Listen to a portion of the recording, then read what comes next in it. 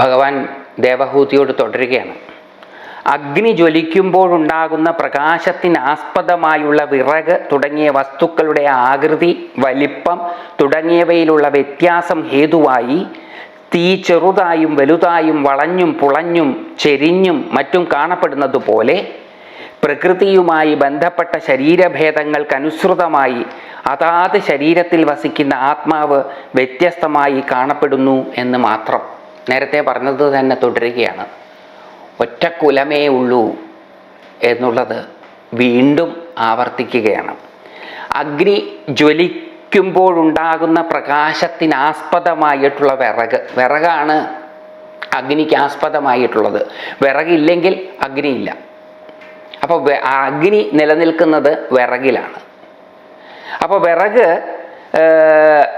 തുടങ്ങിയ വസ്തുക്കൾ, അഗ്നിക്ക് ആസ്പദമായിട്ടുള്ള വസ്തുക്കൾ, അതിൻ്റെ ആകൃതി, വലിപ്പമൊക്കെ വ്യത്യസ്തമായിരിക്കാം.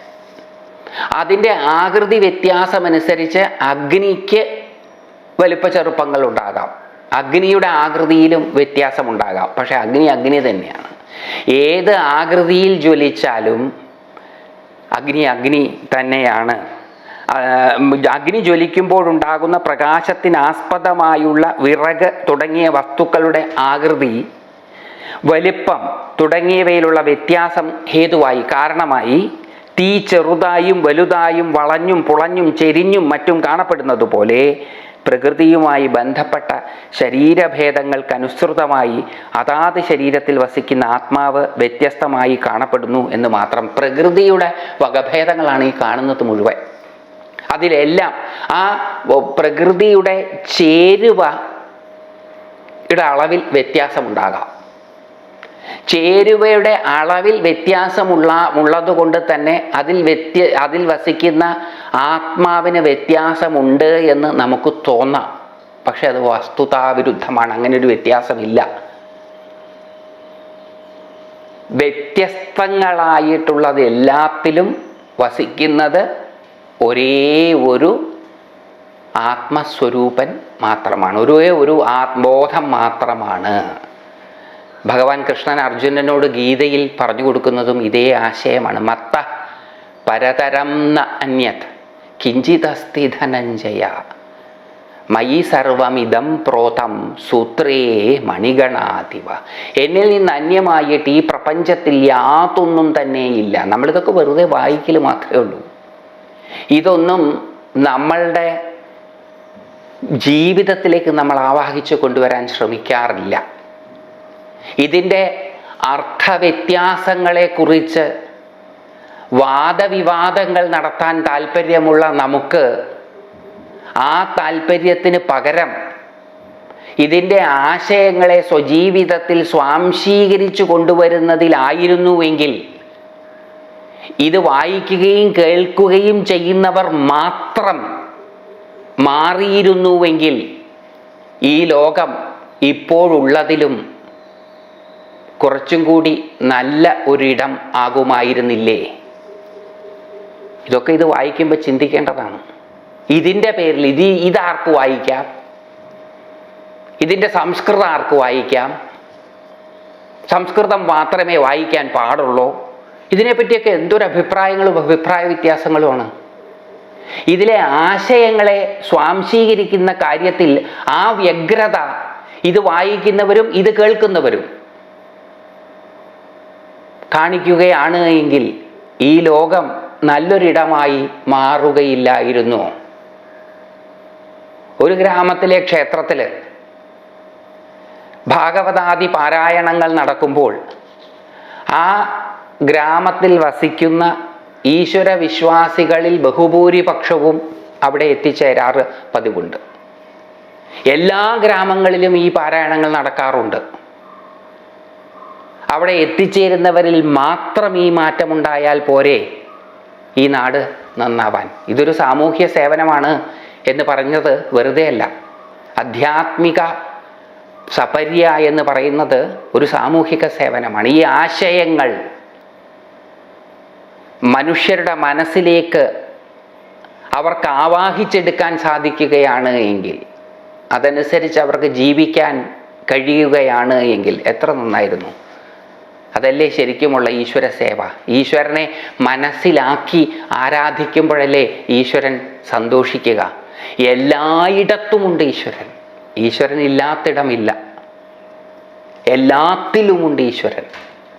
ഇതിനെയൊക്കെ ഉച്ചനീചത്വങ്ങൾ കൽപ്പിച്ച് ചിലത് നല്ലതും ചിലത് മോശവും, ചിലതിനെ തൊട്ടാൽ കുളിക്കണമെന്നും എന്നൊക്കെ ധരിച്ച് ഇതിനെ വികലമാക്കുന്നവർ വാസ്തവത്തിൽ ഈശ്വര സ്നേഹികളാണോ എന്നും ചിന്തിക്കേണ്ടതാണ്.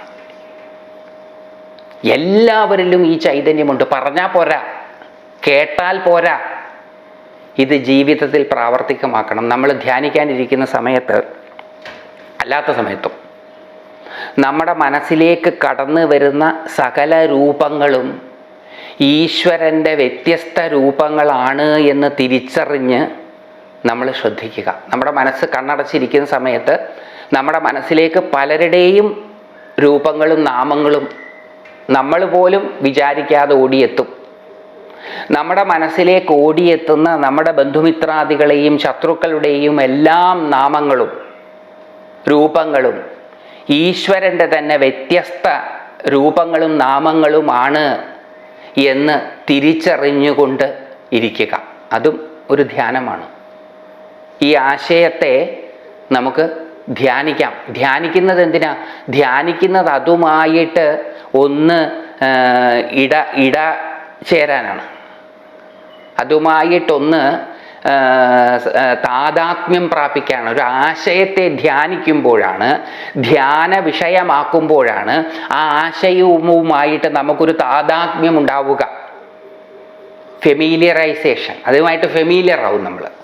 ആ ഫെമീലിയറായിട്ടുള്ള ആശയമായിരിക്കും പിന്നീട് നമ്മുടെ ജീവിതത്തിൽ നടപ്പിലാക്കാൻ നമുക്ക് സാധിക്കുക. അപ്പോൾ ഇത് വെറുതെ കേട്ടാൽ പോരാ, ഇത് ധ്യാന വിഷയമാക്കണം. ഇതെങ്ങനെയാണ് ധ്യാന വിഷയമാക്കുക? ആ 2 പാരഗ്രാഫ് മാത്രം നമുക്കൊന്ന്, നേരത്തെ കഴിഞ്ഞ പ്രാവശ്യം കേട്ടതും ഈ പ്രാവശ്യം കേട്ടതുമായിട്ടുള്ള 2 പാരഗ്രാഫ് മാത്രം നമുക്കൊന്ന് കേൾക്കാം. സകല ചരാചരങ്ങളിലും ആത്മാവിൻ്റെ അധിവാസമുണ്ട്. നിമിത്ത കാരണ രൂപേണ ഓരോന്നും വേറെ വേറെ വിളങ്ങിയാലും സകലത്തിൻ്റെയും ഉപാദാന കാരണം ഏകവും അഭേദവുമായിരിക്കുന്നത് മൂലം ലോകത്തിൽ കാണപ്പെടുന്ന ഒരൊറ്റ പ്രാണിയും ആത്മാവിൽ നിന്ന് ഭിന്നമല്ല എന്ന് ധരിച്ചാലും ദേവമനുഷ്യ തിര്യക് യോനിജാതരായ സകല ജീവന്മാരും ഏകനായ ആത്മാവ് തന്നെ. അഗ്നി ജ്വലിക്കുമ്പോഴുണ്ടാകുന്ന പ്രകാശത്തിനാസ്പദമായുള്ള വിറക് തുടങ്ങിയ വസ്തുക്കളുടെ ആകൃതി, വലിപ്പം തുടങ്ങിയവയിലുള്ള വ്യത്യാസം ഹേതുവായി തീ ചെറുതായും വലുതായും വളഞ്ഞും പുളഞ്ഞും ചെരിഞ്ഞും മറ്റും കാണപ്പെടുന്നത് പോലെ പ്രകൃതിയുമായി ബന്ധപ്പെട്ട ശരീരഭേദങ്ങൾക്കനുസൃതമായി അതാത് ശരീരത്തിൽ വസിക്കുന്ന ആത്മാവ് വ്യത്യസ്തമായി കാണപ്പെടുന്നു എന്ന് മാത്രം. അപ്പം നമ്മൾ ഈ 2 പാരഗ്രാഫുകളിലുമുള്ള 2 ശ്ലോകങ്ങളിലുള്ള അർത്ഥമാണത്. ആ 2 ശ്ലോകങ്ങളുടെ അർത്ഥത്തെ നമ്മൾ സ്വാംശീകരിക്കുന്നത് എങ്ങനെയാണ്? നമ്മൾ വെറുതെ ഇരിക്കുമ്പം നമുക്ക് ഇഷ്ടംപോലെ സമയം വെറുതെ ഇരിക്കാൻ കിട്ടാറുണ്ട്. അങ്ങനെ വെറുതെ ഇരിക്കുമ്പോഴെല്ലാം നമ്മൾ ആവശ്യമില്ലാത്ത കാര്യങ്ങൾ ചിന്തിക്കാറുമുണ്ട്. അങ്ങനെ ആവശ്യമില്ലാത്ത കാര്യങ്ങൾ ചിന്തിക്കുമ്പോൾ ഈ തിരിച്ചറിവ് കൊണ്ടുവരിക. നമ്മൾ എന്തിനെക്കുറിച്ച് ചിന്തിച്ചാലും അത് ഭഗവാനാണ്. എന്തിനെക്കുറിച്ച് ചിന്തിച്ചാലും, ആരെക്കുറിച്ച് ചിന്തിച്ചാലും, ഇപ്പം ആരുടെ പേര് നമ്മുടെ മനസ്സിലേക്ക് വന്നാലും അത് ഭഗവാന്റെ നാമമാണ്.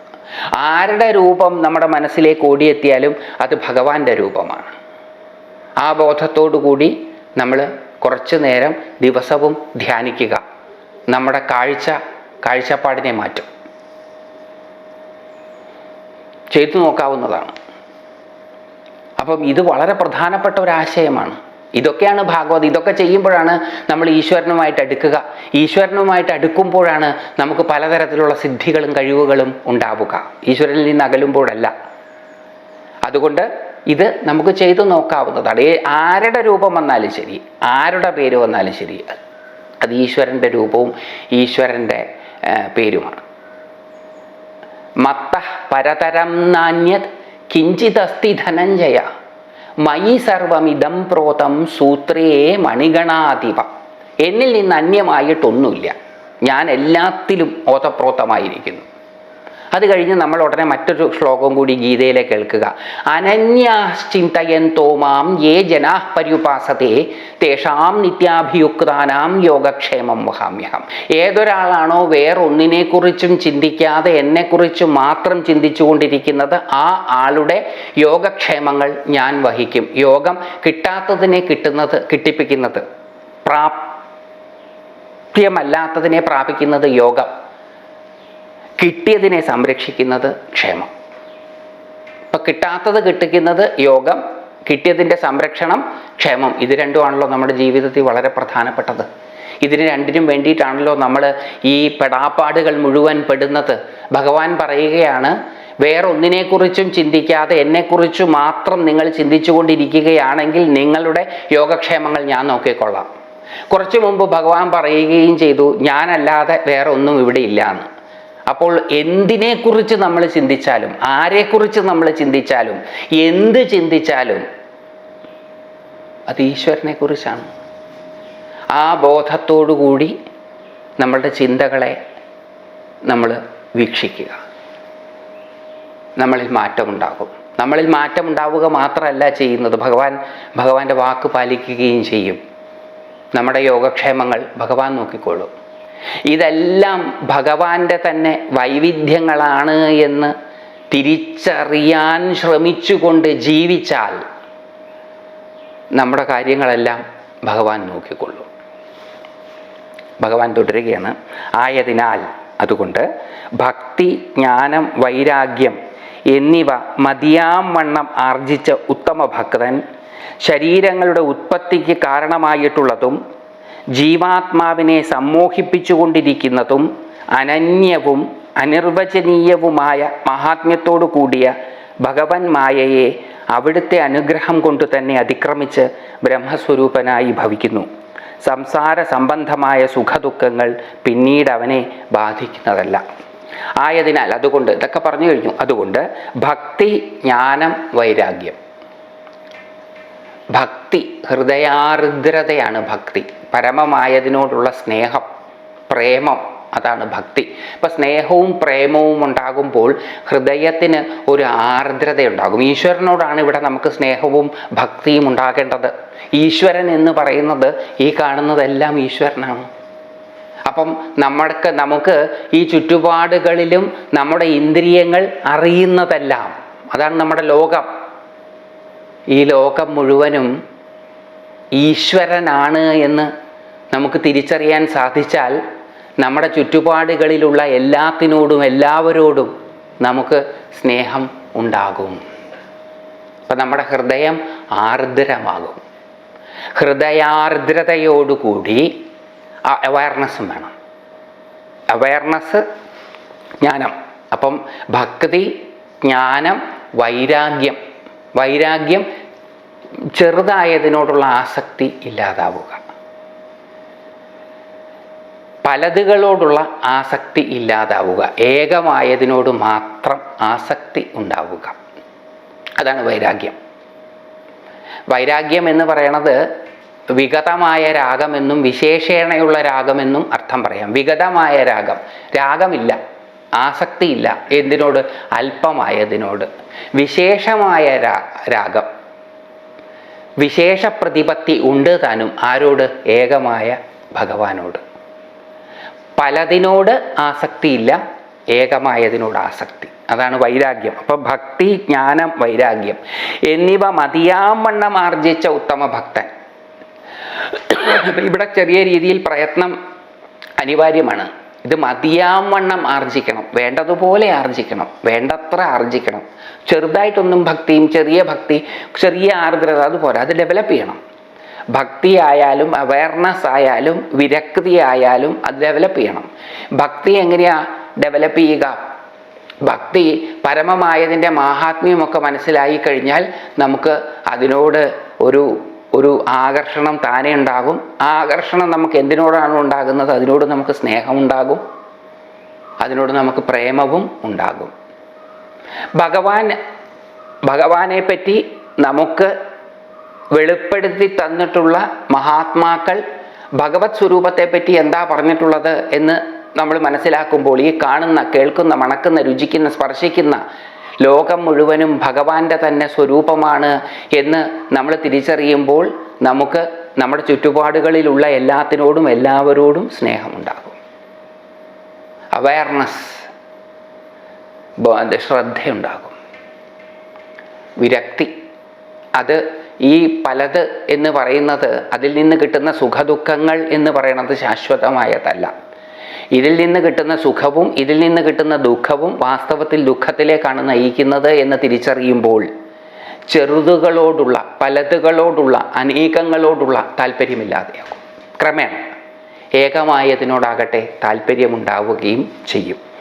വൈരാഗ്യം എന്നിവ മതിയാവണ്ണം ആർജിച്ച ഉത്തമ ഭക്തൻ ശരീരങ്ങളുടെ ഉത്പത്തിക്ക് കാരണമായിട്ടുള്ളതും, ഈ വ്യത്യസ്ത ശരീരങ്ങളുടെ ഉത്പത്തിക്ക് കാരണമായിട്ടുള്ളതും ജീവാത്മാവിനെ സമ്മോഹിപ്പിച്ചുകൊണ്ടിരിക്കുന്നതും, ആ ബോധസ്വരൂപത്തെ സമ്മോഹിപ്പിച്ചുകൊണ്ടിരിക്കുന്നതും, മോഹിപ്പിച്ച് ഭ്രമിപ്പിച്ചു കൊണ്ടിരിക്കുന്നതും അനന്യവും അനിർവചനീയവുമായ മഹാത്മ്യത്തോടു കൂടിയ ഭഗവന്മായയെ, ഇതിനെ മുഴുവൻ ഈ ബോധത്തെ പ്രകൃതിയുമായിട്ട് ഇടപഴകാൻ പ്രേരിപ്പിച്ചുകൊണ്ടിരിക്കുന്നത് ഭഗവന്മായയാണ്. ഭഗവാന്റെ തന്നെ സ്വാതന്ത്ര്യ ശക്തിയാണ്. ആ ഭഗവാന്റെ സ്വാതന്ത്ര്യ ശക്തി എന്ന് പറഞ്ഞാൽ അനന്യമാണ്, അതുപോലെ വേറൊന്നില്ല. അത് അനിർവചനീയവുമാണ്. അതെന്താണെന്ന് കൃത്യമായിട്ട് നമുക്ക് പറയാൻ സാധിക്കുകയില്ല. അനിർവചനീയവും അനന്യവുമായ ഭഗവൻ മായ മോഹിപ്പിക്കുന്നത് കാരണമാണ് ഏകമായത് പലതാകുന്നത്. ഭഗവൻ മായ എന്ന് പറയുന്നത് ഭഗവാന്റെ തന്നെ ശക്തിയാണ്. അപ്പോൾ ഭഗവാന്റെ ശക്തിയുടെ പ്രേരണ കാരണമാണ് പലതുണ്ടാകുന്നത്. അതേ ഭഗവാന്റെ അനുഗ്രഹം കൊണ്ട് തന്നെ ആ ഭഗവൻ മായയെ, അനന്യവും അനിർവചനീയവുമായ മാഹാത്മ്യത്തോടു കൂടിയ ഭഗവൻ മായയെ അവിടുത്തെ അനുഗ്രഹം കൊണ്ട് തന്നെ, ഭഗവാന്റെ അനുഗ്രഹം കൊണ്ട് തന്നെ അതിക്രമിച്ച്, ഭഗവാന്റെ അനുഗ്രഹം കൊണ്ട് തന്നെ അതിക്രമിച്ച്, ഭഗവാൻ സ്വയം വിചാരിച്ചാൽ മാത്രമേ അതിൽ നിന്ന് രക്ഷപ്പെടാൻ സാധിക്കുകയുള്ളൂ. ഈശ്വരാനുഗ്രഹം കൊണ്ട് മാത്രമേ നമുക്ക് ഭഗവാന്റെ ശക്തിയെ മറികടന്ന് പോകാൻ സാധിക്കുകയുള്ളൂ. ഭഗവൻ മായയെ മറികടക്കുവാൻ ആ മായയ്ക്കു വിധേയരായി ഉരുത്തിരിഞ്ഞു വന്ന അല്പബോധ സ്വരൂപികളായ നമുക്ക് സാധിക്കുകയില്ല. അതിന് നമുക്ക് സാധിക്കണമെന്നുണ്ടെങ്കിൽ ഭഗവാന്റെ അനുഗ്രഹം വേണം. ഡിവൈൻ ഗ്രേസ് കൊണ്ടാണ് അത് സാധിക്കുക. നമുക്കൊക്കെ അതിനെ അറിയുവാനുള്ള താല്പര്യമുണ്ടായത് തന്നെ ആ അനുഗ്രഹത്തിൻ്റെ ഭാഗമാണ്. കാശ്മീര ശൈവ സമ്പ്രദായത്തിൽ ഈശ്വരോന്മുഖമായ താല്പര്യം വരുന്നത് തന്നെ ശക്തിപാതത്തിൻ്റെ ലക്ഷണമായിട്ടാണ് എടുക്കുന്നത്. അപ്പം നമുക്കൊക്കെ ഇത് പറയാനും കേൾക്കാനും താല്പര്യമുണ്ടാകുന്നത് ഈശ്വരാനുഗ്രഹം കൊണ്ടാണ്. ക്രമേണ ഈ ഭാഗവതത്തിലെ അതീവ രഹസ്യങ്ങളായ കാര്യങ്ങളാണ് നമ്മളിവിടെ അനാവരണം ചെയ്ത് കേൾക്കുന്നത്. വളരെ രഹസ്യവും വളരെ ഗോപ്യവുമായിട്ട് വെച്ചിരിക്കുന്ന കാര്യങ്ങളാണ് നമ്മളിവിടെ പതുക്കെ തുറന്ന് നോക്കുന്നത്.